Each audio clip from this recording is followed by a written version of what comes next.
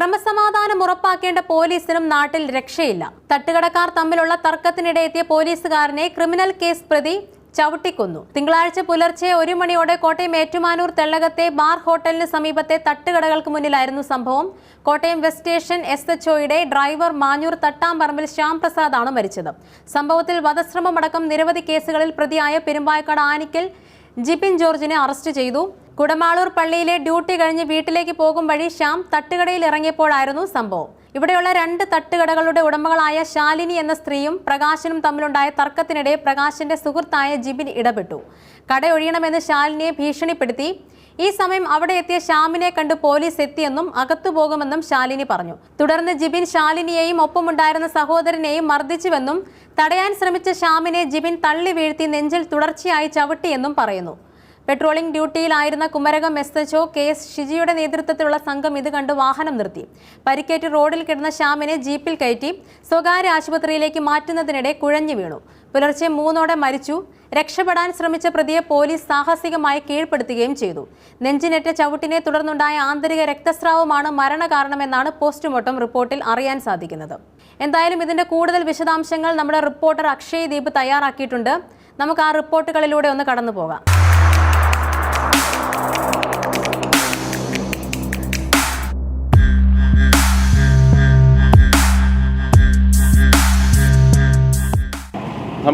ശരിക്കും സംഭവിച്ച അങ്ങനെ ഒരു കാര്യം പറയാം. ഈ ബാർ തുടങ്ങിയപ്പോൾ തൊട്ട് ഞാനിവിടെ വന്ന് ലോട്ടറി വിൽക്കുന്നത്.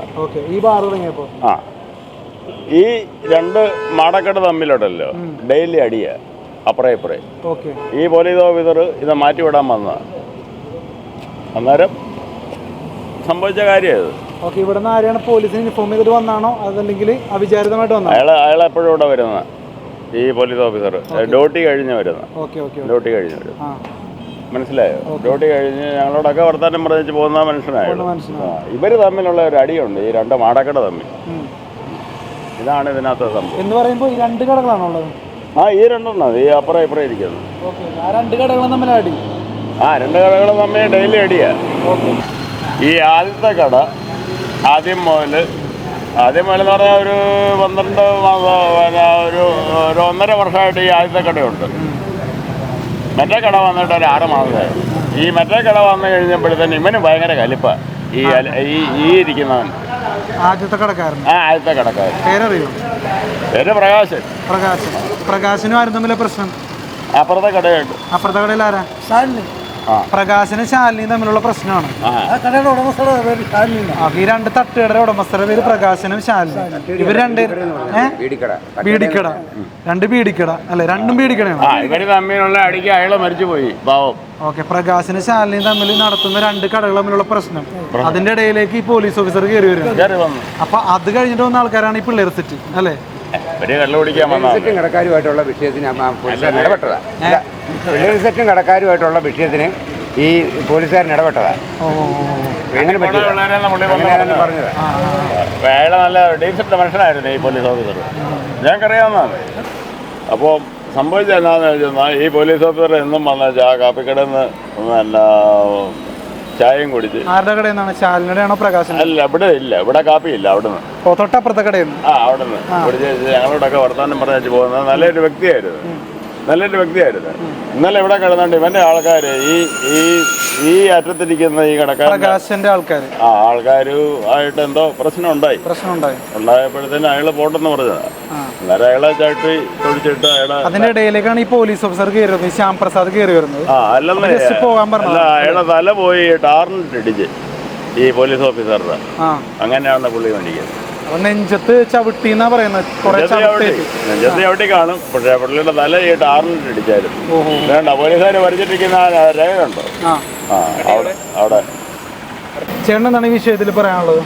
ഞാൻ ഈ അപ്പുറത്തെ 3ാമത്തെ കടയുടെ ആ പുള്ളിക്കാരന് ഞാനോട് വലിയ സുഹൃത്ത് ബന്ധമുള്ളതാണ്. അപ്പം ഞാൻ ഇവിടെ കച്ചവടത്തിന് എപ്പോഴും വരാറുണ്ട്. അപ്പോൾ ഞാനൊരു സാമൂഹ്യ പ്രവർത്തകനാണ്.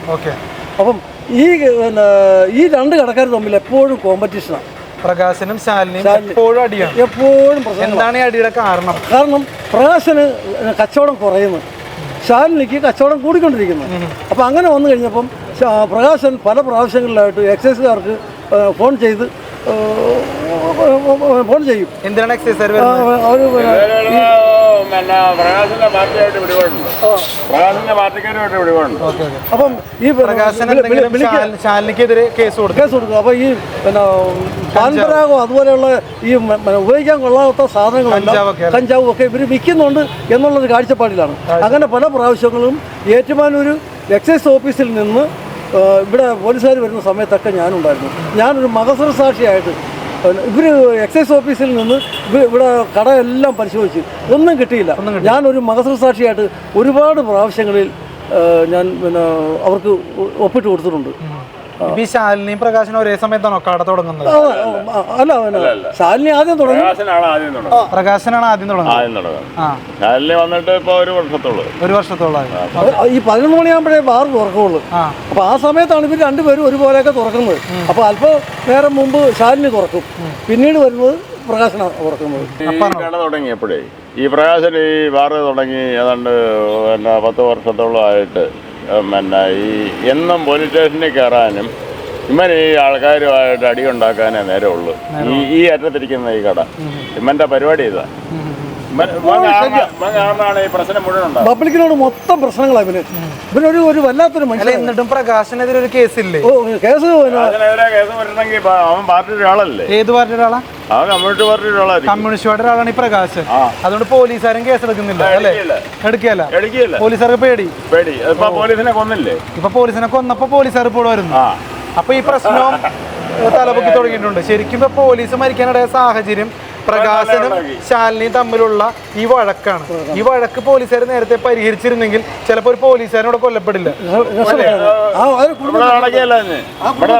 പോലീസുകാർ നേരത്തെ പരിഹരിച്ചെങ്കിൽ ഈ കൊലപാതകം ഇവിടെ ഉണ്ടായില്ല. ഇവര് തമ്മിൽ ഡെയിലി അടിയാ ഈ രണ്ട് മണക്കെട്ട് തമ്മിൽ, പ്രകാശനും ശാലിനിയും തമ്മിൽ. നിങ്ങളൊക്കെ ആരുടെ ഭാഗത്താ? പ്രകാശന്റെ ഭാഗത്താണോ ശാലിനിയുടെ ഭാഗത്താണോ?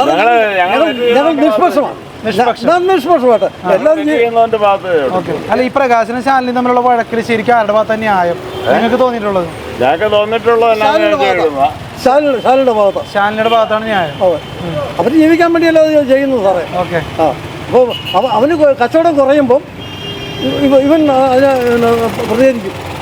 ഇപ്പൊ ശാലിനി ഇവിടെ തെളിവെടുപ്പിന് കൊണ്ടുവന്നിരുന്നു, പ്രകാശനെ കണ്ടില്ല. അതെന്താണ്? പ്രകാശന് പിടിപാടുണ്ട്. ശാലിനെ കൊണ്ടുവന്ന് പ്രകാശനെ എല്ലാം കൊണ്ടുവരാത്തത് അത് ഞങ്ങളുടെ ചോദ്യമാണ്. ഞങ്ങളിവിടെ ജീവിച്ചിരിക്കുന്ന പിള്ളേരല്ലേ, ഞങ്ങൾ ജനിച്ചു വളർന്ന പിള്ളേരാ കാര്യത്താസി. എന്നാ പ്രകാശനെ കൊണ്ടുവരാൻ അത് ഞങ്ങൾക്ക് നിങ്ങളോടും ചോദിക്കാനുണ്ട്. ആ കാര്യം എന്നാണ്. തീർച്ചയായിട്ടും അത് ഞങ്ങൾക്ക് പിന്നെ ചോദിക്കാനുള്ളോ. ശാലിനെ കൊണ്ടുവന്നു, എന്തുകൊണ്ട് പ്രകാശനെ കൊണ്ടുവന്നില്ല? പാർട്ടിയല്ല വന്നത്. ഇപ്പോൾ ഈ കാണുന്ന 2 പെട്ടിക്കടകൾ, ഇതിലൊന്ന് പ്രകാശൻ്റെയും മറ്റൊന്ന് ശാലിനിയുടേതുമാണ്. ഈ പെട്ടിക്കടകൾക്ക് ഇടയിലാണ് ഇന്ന് പുലർച്ചെ ശ്യാം പ്രസാദ് എന്ന പോലീസ് ഓഫീസർ കൊല്ലപ്പെടുന്നത്. ജിബിൻ ജോർജ് എന്ന 27-കാരൻ്റെ ചവിട്ടേറ്റാണ് ശ്യാം പ്രസാദ് കൊല്ലപ്പെടുന്നത്. ഇതിലേക്ക് നയിച്ച കാരണങ്ങളിൽ നാട്ടുകാർ പറയുന്നത് പ്രകാശൻ്റെയും ശാലിനിയുടെയും കാലാകാലങ്ങളായുള്ള വഴക്കാണ്. പ്രകാശന് അല്പം പാർട്ടി സപ്പോർട്ടും കാര്യങ്ങളൊക്കെ ഉള്ളതുകൊണ്ട് എപ്പോഴും ശാലിനിയെ ബുദ്ധിമുട്ടിക്കുന്നത് പതിവാണെന്നാണ് നാട്ടുകാർ പറയുന്നത്. പലതവണ ശാലിനിയുടെ കടയിൽ പലതരത്തിലുള്ള ലഹരി വസ്തുക്കൾ വിൽക്കുന്നുണ്ട് എന്ന് പറഞ്ഞുകൊണ്ട് പോലീസുമാരും എക്സൈസുമാരും പ്രകാശിൻ്റെ പരാതി കേട്ട് ഇവിടെ വന്നിട്ടുണ്ട്. അപ്പോൾ ഇന്നലെ ഈ പറയുന്ന പ്രകാശിൻ്റെ കടയിൽ വന്നിരുന്നു എന്ന് നാട്ടുകാർ പറയപ്പെടുന്ന ഈ പറയുന്ന ജിബിൻ ജോർജ് ഇവിടെ ഒരു കലാപം സൃഷ്ടിക്കുന്ന സമയത്ത് ഈ പോലീസ് ഓഫീസർ എന്നും അപ്പുറത്തെ ഒരു കടയിൽ ചായ കുടിക്കാൻ വരുന്നതാണ്. അങ്ങനെ ആ പോലീസ് ഓഫീസർ ഇത് കണ്ട് വന്ന് ഇതിലിടപെട്ട് കാര്യങ്ങൾ പരിഹരിക്കുന്ന സമയത്താണ് ഈ ഒരു കൊലപാതകം നടക്കുന്നത്.